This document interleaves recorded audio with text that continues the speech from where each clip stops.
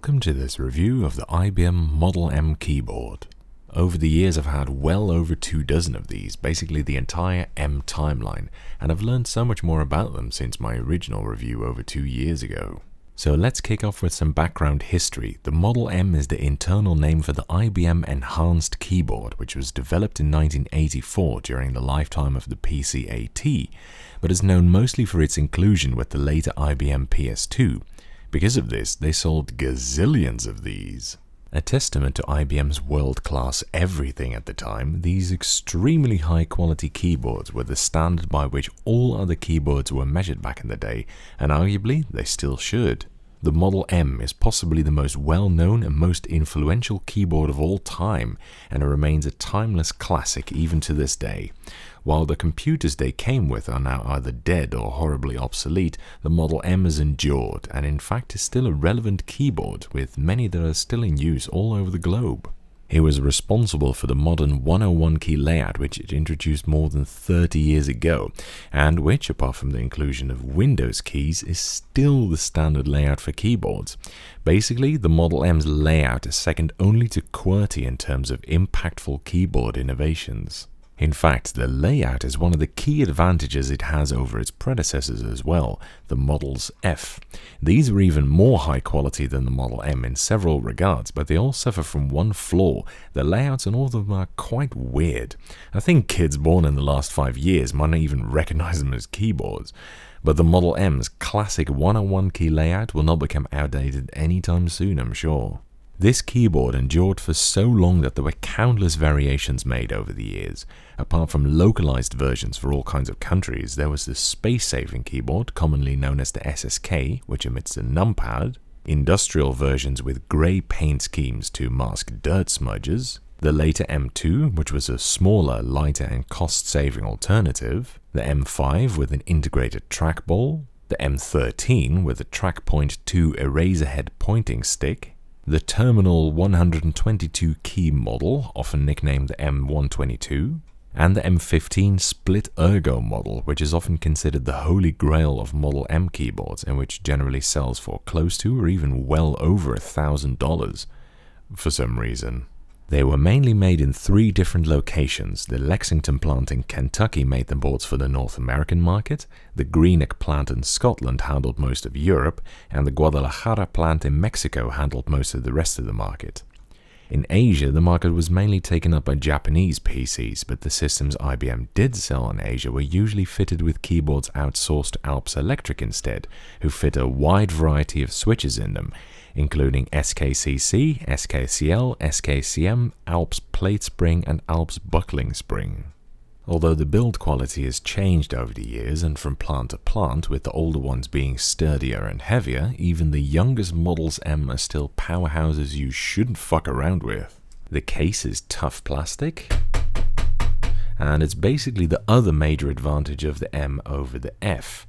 The F used a harder, but brittle plastic that was painted cream to give it texture, but they were more prone to breakage and chipping, while the M switched to injection molded PVC plastic, which is more flexible, durable, and which isn't painted.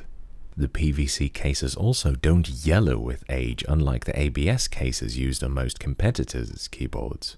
Thankfully, most Models M are clearly marked with a precise manufacture date and part number to help identify how old they are, but often they're classed into generations based on their badges, which also changed over time. The first generation ones were the ones that came with the PC-AT, which were made until some point in 1987, and the most famous model of this generation is part number 1390131. They came with a square silver-colored metal badge in the top right and had a thick black coiled detachable cable with an AT plug. They were the heaviest, around 2.2 kilos, with the thickest metal plates, which were heat-treated or chrome-plated, which gives them a cool rainbow effect. Originally, those plates were matte rainbow, and then shiny rainbow, which looks even cooler. Some of these silver badge models didn't have lock lights, which were models that were designed to be used with the even earlier XT computers. Because those computers used a protocol that didn't support sending commands to the keyboard yet, they didn't support lock lights, and so they were left off. Similarly, some terminal models from the time didn't have lock lights either, as it was shown on the monitor instead, as well as having a slightly different layout on the numpad. The second generation of keyboards generally had oval plastic badges with grey lettering on the left instead of square metal ones on the right, and they used matte grey steel plates instead of the rainbow ones. They switched from wire stabilizers on the vertical keys to rod stabilizers, and from the black AT cables to grey PS2 ones. The most famous part number of this generation is 1391401, which is the US version of the keyboard that came with the Personal System 2 computer, and it's also the most famous of any Model M. They made this one for so long they even continued it into the third generation. The third generation is from the era in which IBM sold off the Lexington part of its keyboard manufacturing division, as well as part of its printing division, to CB&R, which formed the company Lexmark. Lexmark continued making Model M keyboards for IBM, but changed the design slightly to include even lighter steel plates and uncoiled permanently attached cables, as well as monochrome printing on the keycaps to suppress manufacturing costs. One model I own has an extremely thin plate, but actually has a thicker plastic case. They also started leaving out the speaker grill at the rear, which was redundant on almost all models anyway, because very few models ever did actually come with the speaker. They did add drainage channels to the keyboards at some point though, to help get rid of fluid spilled into the frame. Fluids are one of the Model M's worst enemies.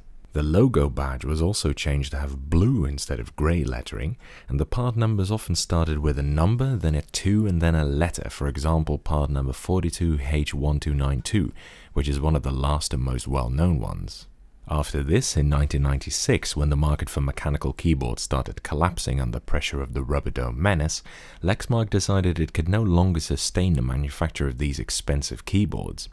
However, some Lexmark employees decided to buy the rights and tooling used to make these keyboards and founded Unicomp. Unicomp still make the Model M, still in Lexington, and although their marketing skills are abysmal, bless them, they have introduced a number of changes and new models to their lineup. Unicomps are noticeably lighter yet than even the Lexmark models at under 1.7 kilos, as if that was light for a keyboard, but now they offer a slightly smaller version, a choice of white or black case, Windows keys, which IBM and Lexmark stubbornly refused to include, different choices of keycap, and a modern USB cable. I did a review of one of these in a separate video, check it out if you're interested. They're a variation of the last model Lexmark made, their previously mentioned 42H1292, and they encompass the fourth generation. And finally, there's the 0th generation of Models M, the ones that came before even the PCAT models, which includes the first Model M, which was a silver badge terminal model that came with the IBM 3161, and the first PC-compatible Model M, which is the 1388032, that came with several industrial IBM PCs such as the 7531 and 7552. This latter model is super rare, features an industrial paint scheme, and the unique black square metal badge that looks absolutely fucking gorgeous. These models are the heaviest and sturdiest ones they ever made. At 2.4 kilos, they're a lot heavier even than first gen ones. In fact, it's even heavier than my first generation bolt-modded M. They later did a first-gen remake of this model, the 1390653, which is otherwise mostly identical. So over the years they got lighter and the materials got thinner, and they started taking some shortcuts, but all feature excellent build quality. This table shows a comparison of some of the models throughout the years. Note that the different plants didn't all follow the same timeline, and all this wasn't a clean break anyway. There's plenty of blue badge models that still had the detachable cables and no drainage channels, for example. The Greenock plant also used ABS space bars with grounding wires for a while, which you can easily recognize because they tend to yellow a lot with age. One of the ones I found even had an ABS case, and yes, it yellows. Now, although all Models M are built like tanks, they do have two Achilles heels though, one of which is the fact that the switch assembly consists of a barrel plate held to the back plate by melted plastic rivets. There's a whole bunch of these, but over time, even when the keyboard is not in use, these tend to weaken with age and eventually they'll snap off, such as here. When enough pop off, the tension will be too low and keys will start to feel weird, and eventually they'll become unresponsive in deriveted areas. The solution to this is to do a bolt or screw mod in which you remove all the rivets and replace them with bolts like this, or with screws, which removes this weakness. I did this one with the help of the university workshop, who drilled out the holes for me, and it's come out really well. It should be good for another 30 years or so. The keyboards all do come with small flip-out feet, but these have surprisingly little purchase on surfaces below, so the keyboards tend to slide around a little bit. Now onto the switches, which are the famous buckling springs invented by Richard Hunter Harris, and which originally carried the amazing patent name of catastrophically buckling compression column switch and actuator.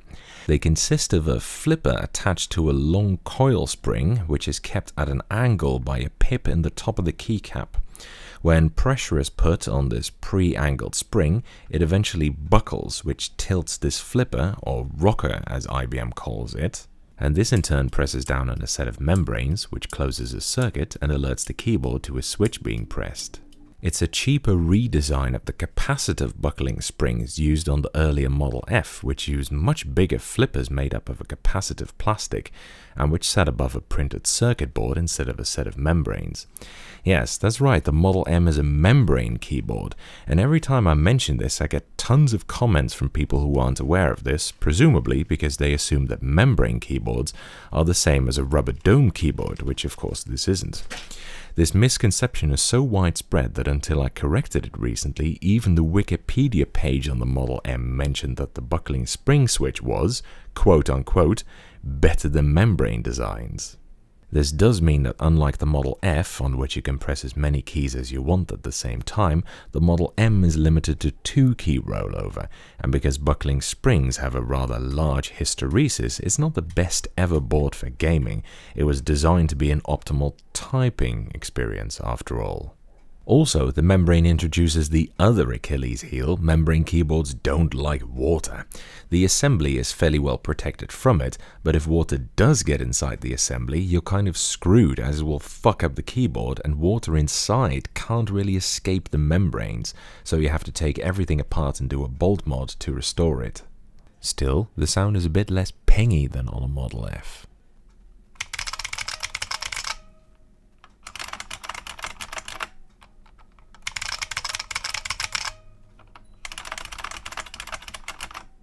Some people even prefer the M's sound in fact, and it's still an excellent switch. I never regret it when I break out one of these to type on. It has a nice 70-gram weighting and a sharp, clean tactile bump, as well as a nice smooth switch action. Very balanced and satisfying to use. There were also rubber dome versions of the Model M. So if you want to buy an M, always check to see if the part number on offer was a rubber dome model or not. Although these are above average for rubber domes, I really don't like using them at all. It feels very strange and short throw. There are also quite rare versions with greased buckling springs, which made the switch action less loud. Although I haven't actually heard any of these in action, I've read it doesn't make them silent, but it does mitigate the noise. A well-known end-user modification is the floss mod, which does something similar. IBM weren't the only ones who made buckling springs, by the way. Alps, Brother, and Cantech also made buckling spring switches. I haven't tried the Brother ones, but I've heard they're not bad. The Alps one sounds better,